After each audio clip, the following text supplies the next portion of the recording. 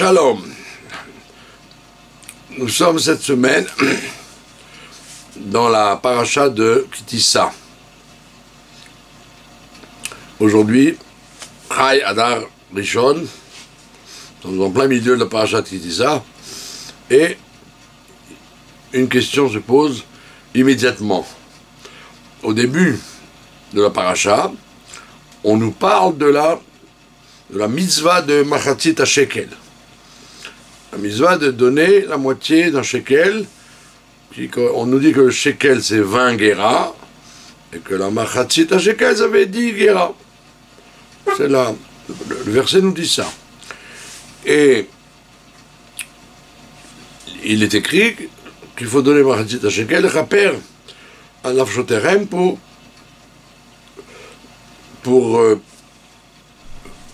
racheter nos âmes, Chaper à Nafshoterem, pour faire une expiation de nos âmes. Et de quoi parle-t-on? De la faute, l'expiation essentiellement la faute du veau d'or que nous avons faite. Après cela, dans la deuxième montée du Lévi, on nous raconte abondamment toute la faute du veau d'or et comment le marchandage que Moshe Rabbeinu obtient pour nous pardonner. Et le chéni s'arrête là. D'ailleurs, entre parenthèses, le rabbi Elimelech de Lichensk pose la question pourquoi le Rishon est très grand, le chéni est très grand, et les autres montées, 3, 4, 5, 6, 7, sont relativement courtes. Pourquoi avoir alourdi la première et la deuxième montée et avoir réservé quelques versets simplement, voilà, 3, 4, 5, 6, 7. Et Rabbi Elimelech de Lichensk explique que lire la faute du veau d'or, même si elle est pardonnée à l'intérieur, c'est une accusation pour le public, puisque Rachid lui-même nous dit que il n'y aura pas de faute à travers l'histoire du Ham Israël qui n'aura pas un relent de punition sur la faute du veau d'or. C'est-à-dire qu'on payera la faute du veau d'or non pas quand ça s'est passé. Quand ça s'est passé, il y a eu très peu de gens qui ont été punis et impliqués, mais comme c'est une faute générale et à longue durée, on la payera betashloumim, comme on dit, à tempérament.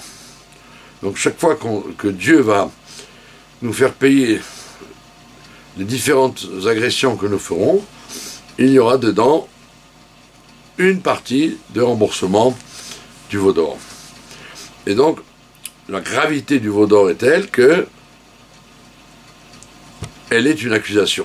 Et comme on lit ça en public, Rabbi Elimelech de Lichensk nous dit qu'effectivement, on a voulu faire monter à la Torah que des gens susceptibles de ne pas avoir fait partie de la faute du veau d'or.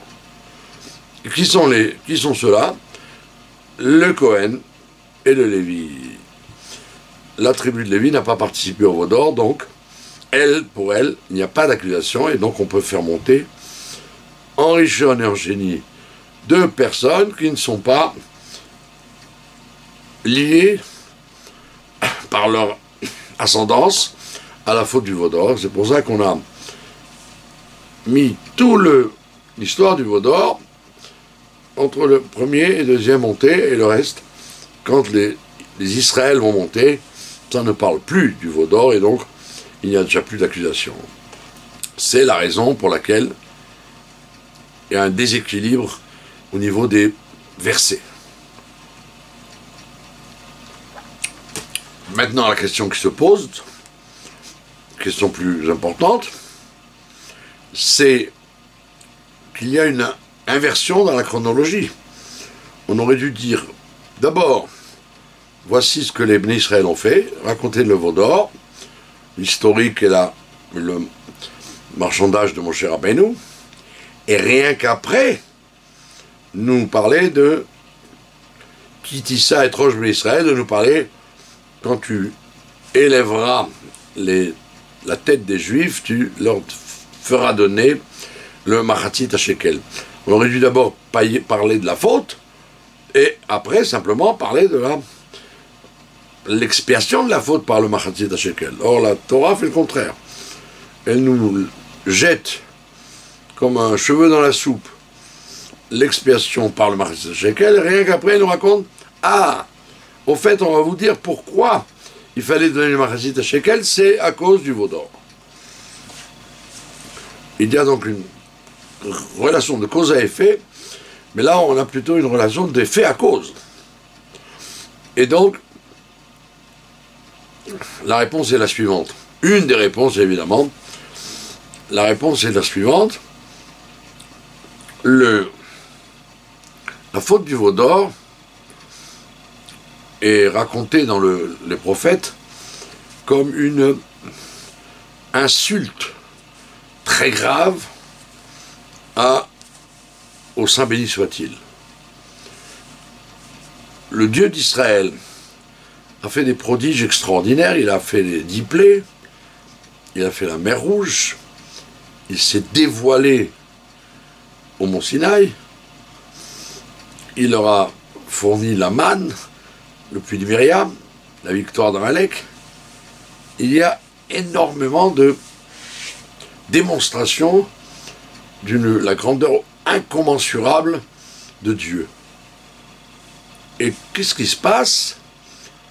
Pour 6 heures de retard de Moshe Rabbeinu, au lieu, comme toute réaction normale aurait dû avoir, c'était d'aller frapper à la porte de Aaron à Cohen ou des 70 anciens et de dire Rabotai, qu'est-ce qu'on fait? Moshe n'est plus là, il est peut-être mort, ou il est mort. Que fait-on? Il nous faut une suite, un guide qui va le remplacer. Qu'est-ce que vous en pensez? Vous, les chefs, les associés de Moshe Rabbeinu dans la direction, trouvez-nous une solution.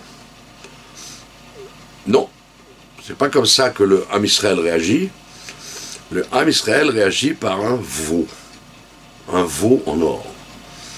Quelque chose de ridicule. Évidemment, il y a des gens qui aiment dire « Ah, mais ce n'était pas le Ham Israël, c'était le Erev Rav. C'était ce que Moshe Rabbeinu a amené avec lui. » C'est vrai. Dieu le dit à Moshe, descends parce que ton peuple, c'est-à-dire les gens que toi tu as pris l'initiative d'amener, le Erev Rav, c'est eux qui ont fomenté le veau d'or. Mais ça n'est que le fer de lance. Le Erev Rav n'est pas le seul à avoir participé. Il est le catalyseur, il est l'élément dynamique. Mais qui ne dit mot consent, le Ham Israël a suivi. La preuve, le bon Dieu ne veut pas simplement punir le Erev Rav, mais il veut punir tout le monde. Et Moshe veut faire boire comme les femmes soupçonnées d'adultère tout le peuple, sauf la tribu de Lévi, ce qui indique donc que tout le monde était impliqué. À plus ou moins grande énergie et investissement. Donc, les prophètes nous disent que Dieu est un Dieu jaloux, parce que c'est un cas que j'ai vu. Un juif était marié avec une femme extraordinaire, à tous les niveaux. Et un vent de folie est rentré en lui, et il a trompé sa femme pour une autre femme. Quand j'ai eu l'occasion de savoir de qui il s'agissait, j'étais horrifié, parce que ce n'était pas une femme mieux, plus belle, plus intelligente, plus intéressante. C'était une catastrophe. Et quand on dit un remède contre l'amour. Donc c'est une question énorme. Qu'une femme soit trompée, c'est très dur à encaisser, très dur à accepter, mais quand on est trompé par quelqu'un qui n'a rien à voir, qui ne méritait pas un abandon pour quelque chose de médiocre, de nul, c'est vexant et c'est touchant. Et donc, Kiviachol, si on peut dire, chez Dieu, c'est le même phénomène. Le fait que Am Israël trompe, abandonne un Dieu si grand, si brillant, si puissant, si impressionnant, pour quelque chose d'aussi ridicule qu'un animal, d'autant plus que ce n'était pas un dauphin qui a une intelligence humaine, c'était un veau qui a vraiment un coefficient intellectuel très faible, et de plus, un veau en or.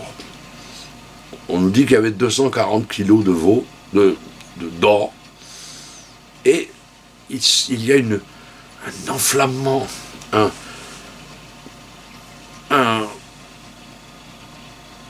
appel inexorable vers ce veau.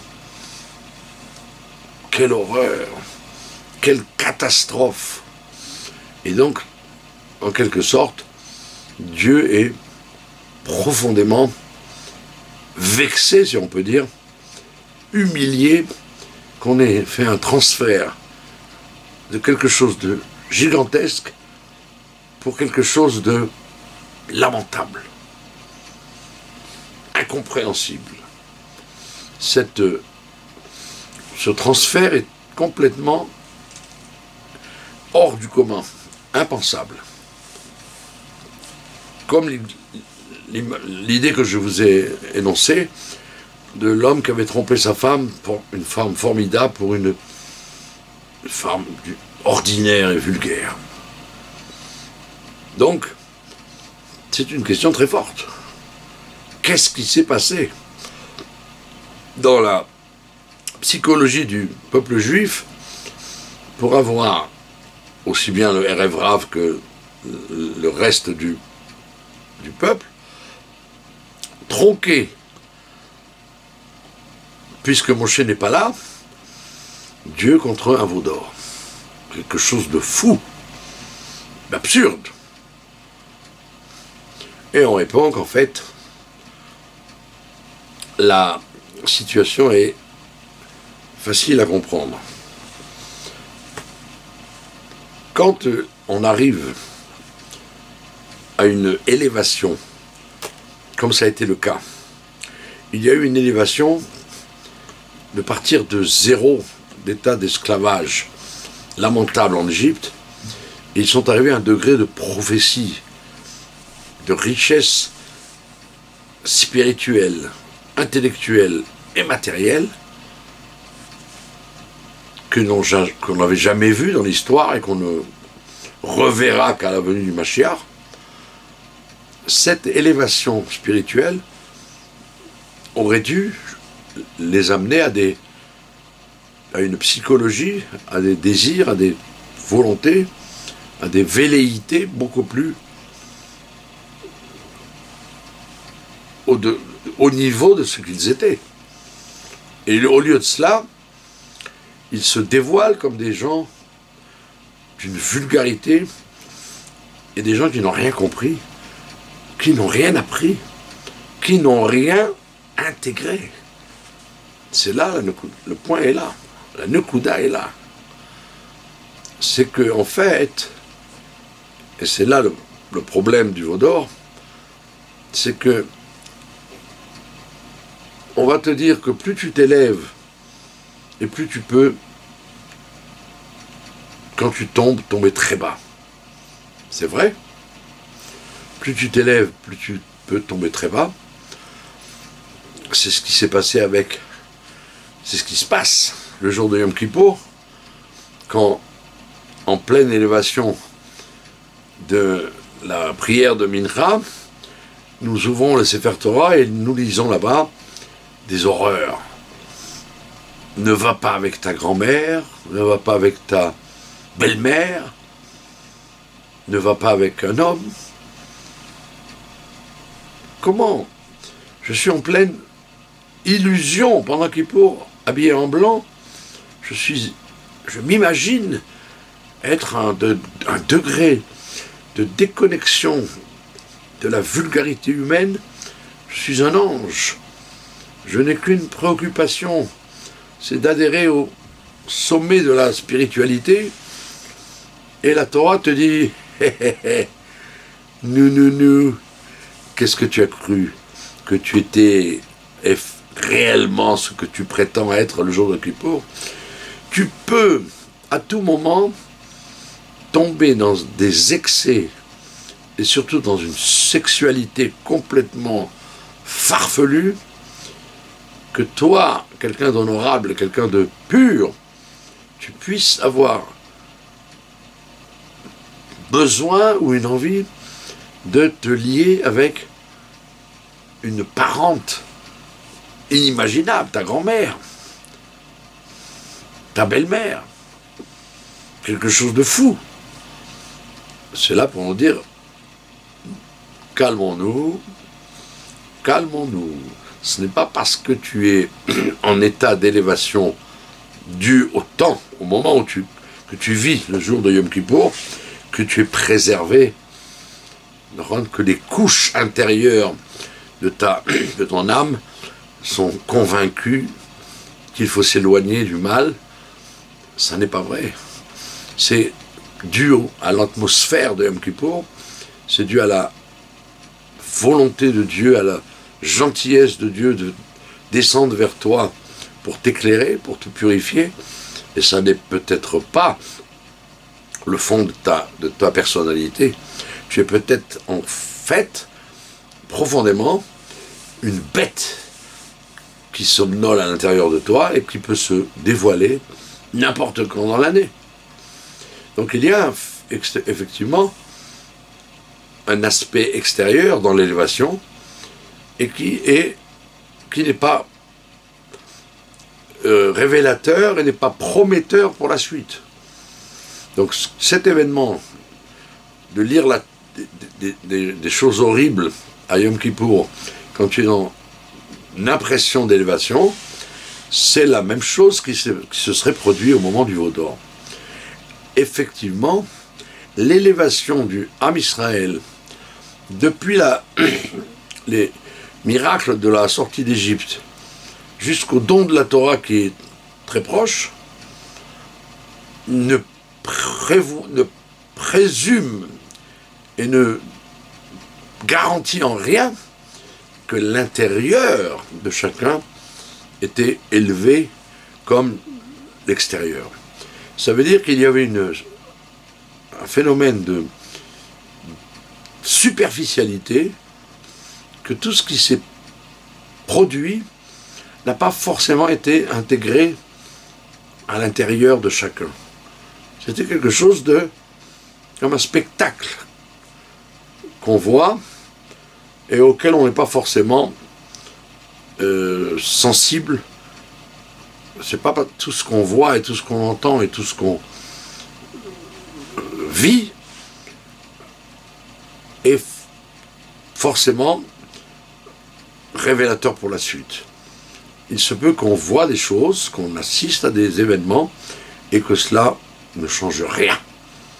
On le voit dans le monde des yeshivot, ou des séminaires. Il y a des garçons ou des filles qui peuvent passer tout un cursus de spiritualité élevée dans les yeshivot, et vous les voyez, quand il arrive qu'ils quittent le chemin dans lequel ils étaient, ils peuvent avoir des comportements complètement inattendus, ce qui prouve que toute la Torah, toute la spiritualité qu'on leur a inculquée, elle a glissé sur eux. Elle n'est pas intégrée, elle n'est pas rentrée en eux. Elle a simplement glissé. Et donc, dès que l'occasion se présente, la vraie personnalité de l'individu peut réjaillir et ressurgir de façon vulgaire et grossière, parce qu'en fait, il n'y a pas de goutte qui est pénétrée à l'intérieur. C'était simplement une douche de l'eau sur l'extérieur du corps, et non pas de l'eau à l'intérieur du corps. Et donc, c'est ce qui s'est passé au Veau d'Or. La surprise de Dieu, en quelque sorte, est surprenante.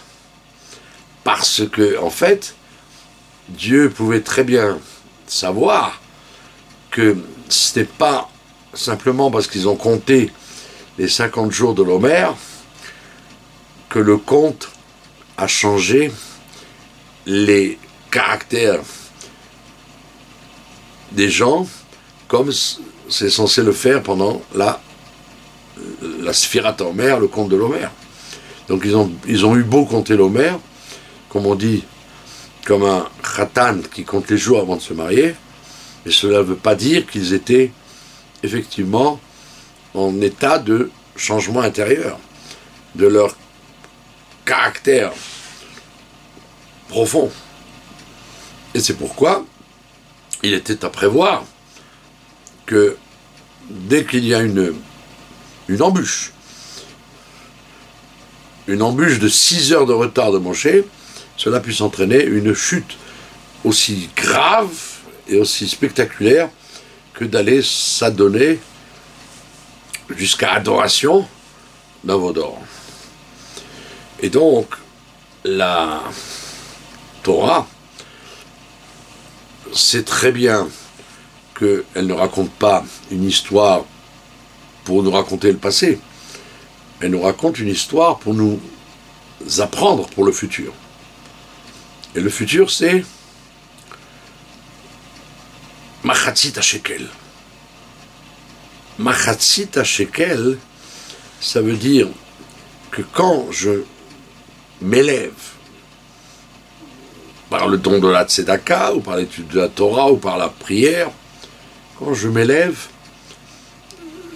je dois savoir que je ne suis que la moitié du travail. L'autre moitié, c'est un cadeau que Dieu nous donne. Quand j'étudie la Torah, ou quand j'étudie du moussar pour changer mes midot, mon caractère, je ne dois pas croire que c'est mon étude seule qui fait le changement.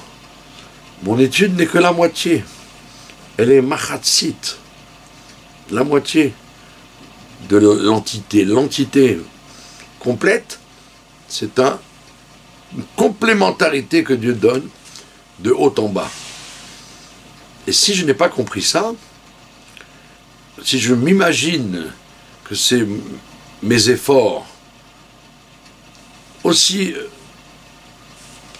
durs soient-ils, aussi persévérants soient-ils, si je m'imagine que c'est mon travail qui me fait changer, eh bien, comme on dit, tu te mets le doigt dans l'œil jusqu'au coude. Tu t'imagines que c'est toi qui changes. En vérité, non. C'est un changement qui vient d'en haut. Il est provoqué parce que tu donnes le ton, tu donnes la moitié. Mais la complémentarité de cette plénitude ne peut avoir lieu que si il y a une aide de Dieu qui sert d'expiation, qui va donner l'expiation. C'est pour ça que la Torah précise que le shekel vaut 20 guéras et que toi tu dois donner 10 guéras. 20, le chiffre 20 correspond à l'attribut de Keter, la couronne, c'est-à-dire la perfection dans la création du monde. La perfection de la création du monde, c'est-à-dire l'homme qui devient parfait et qui est parfait avec lui toute la création, c'est le Keter, c'est la royauté, c'est la couronne de la royauté.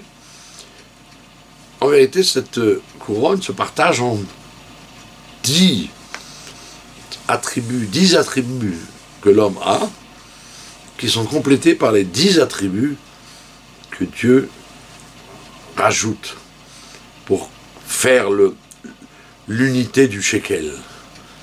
Le machatzit à shekel, c'est pour arriver à shekel, au 1. Et ce 1, cette unification, cette plénitude, cette perfection, ne peut avoir lieu que si tu as le sentiment de ne faire que la moitié du travail et que Dieu fait l'autre moitié du travail.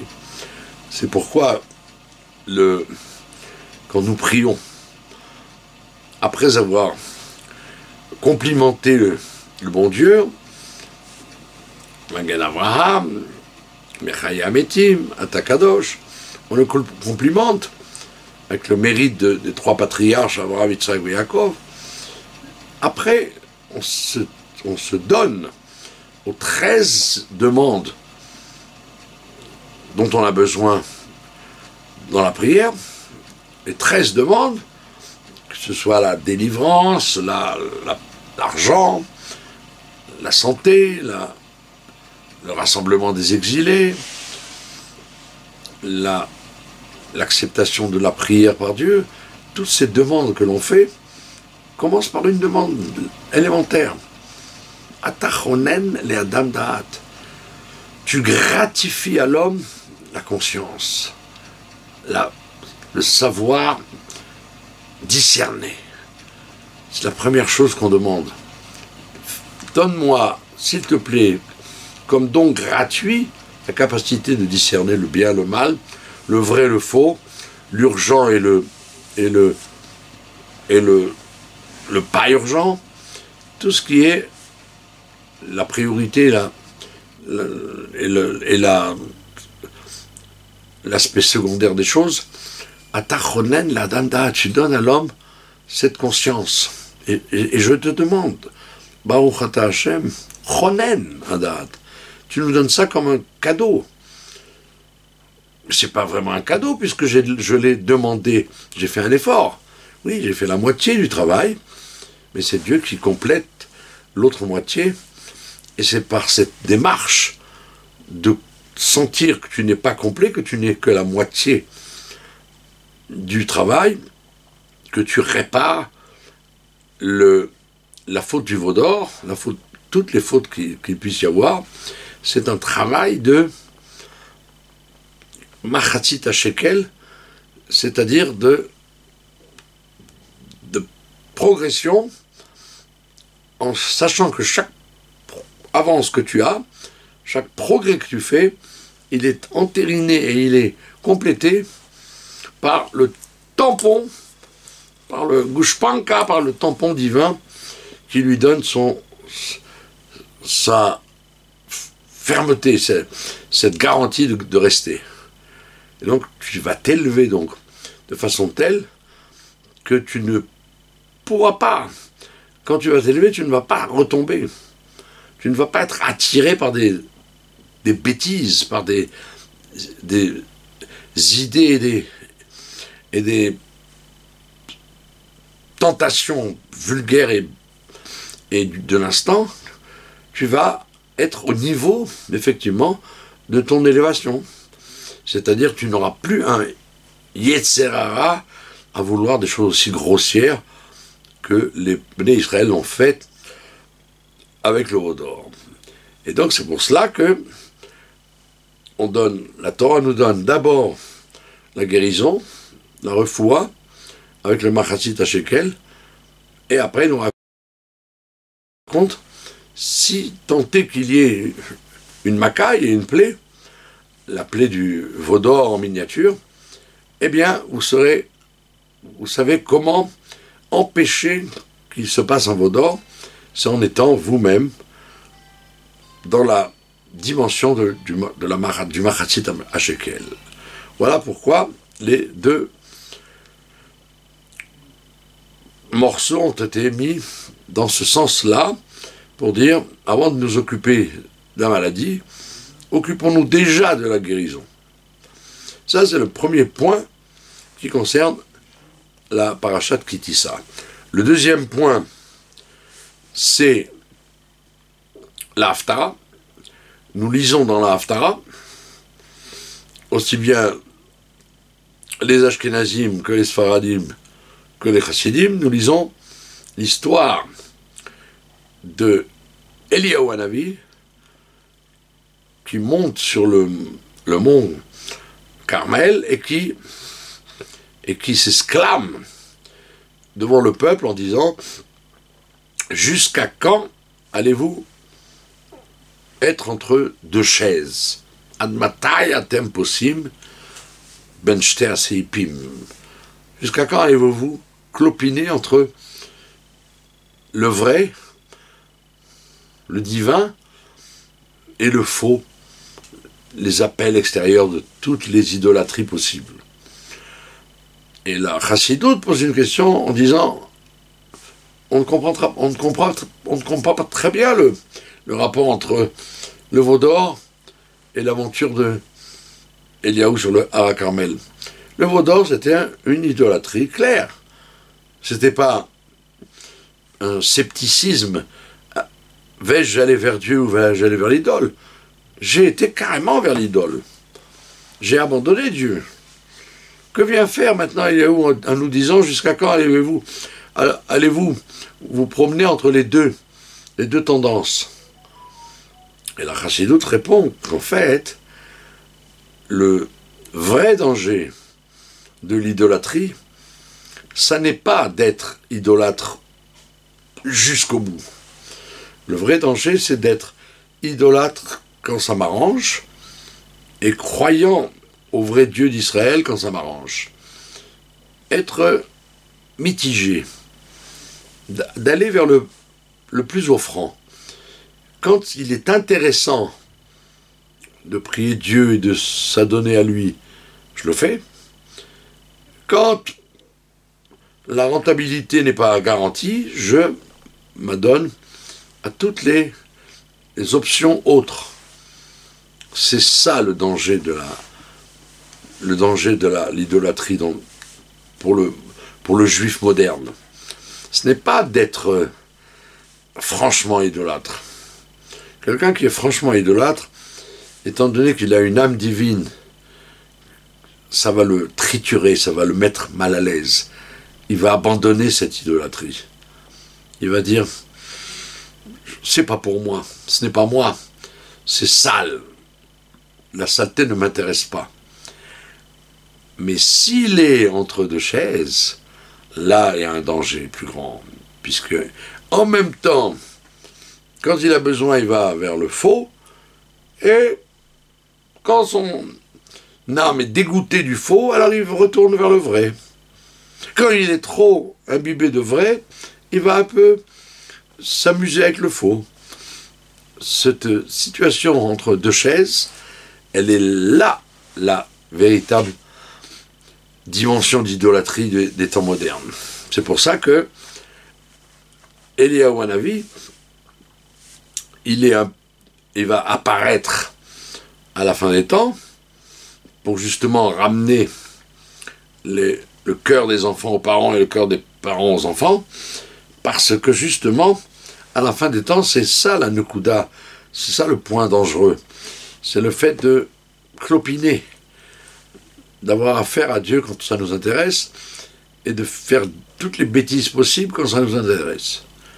Et donc on te dit, il faut faire très attention à être vraiment engagé.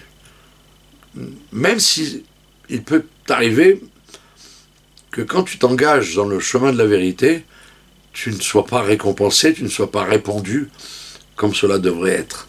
C'est une épreuve de Emouna qu'il faut investir sur le Dieu d'Israël et sur la Torah, même si, à nos yeux, ça n'est pas toujours payant et rétribuant. Et c'est ça qu'on nous dit, engage-toi réellement et ne sois pas entre deux chaises. C'est pourquoi la Haftara termine en disant Hashem wa Elohim, Hashem wa Elohim. Nous rappelons cette phrase, comme nous la disons à la sortie de Kippour, que Yud Ke Vav Ke, c'est-à-dire le Dieu qui dépasse tout, il est en vérité revêtu dans le Elohim, dans le Dieu habillé dans la nature, et il ne faut pas se tromper. Même ce qui est nature est en vérité un déguisement, un camouflage de Dieu, mais ne te trompe pas. Hachem ou à Elohim. Ce que tu vois à Elohim est en vérité Hachem. Et donc tu dois être engagé réellement, et non pas à moitié, et non pas aller au plus offrant quand ça t'arrange ou quand ça se présente. Tu dois être engagé à Dieu même si tu n'es pas sûr d'avoir un combat gagnant, parce qu'en vérité c'est la seule façon que le juif a d'être, c'est d'être engagé à fond pour la cause de Dieu et ne jamais essayer de ménager la chèvre et le chou, d'essayer d'être en même temps avec et d'être en même temps contre. Il faut être avec Dieu, les yeux fermés, la tête bien ouverte et le cœur bien réveillé, mais il faut être engagé pour de bon. C'est ce que Eliyahu Hanavi nous dit à la fin de la Haftara, Hashem wa Elohim, Hashem wa Elohim. Avec l'aide de Dieu, Eliyahu Hanavi est apparu avec l'histoire de la montagne du Carmel, et si Dieu veut, il va réapparaître encore une fois avec le juste Mashiach Tzidkenu dans la délivrance finale que nous attendons à chaque instant. Toda Rabba.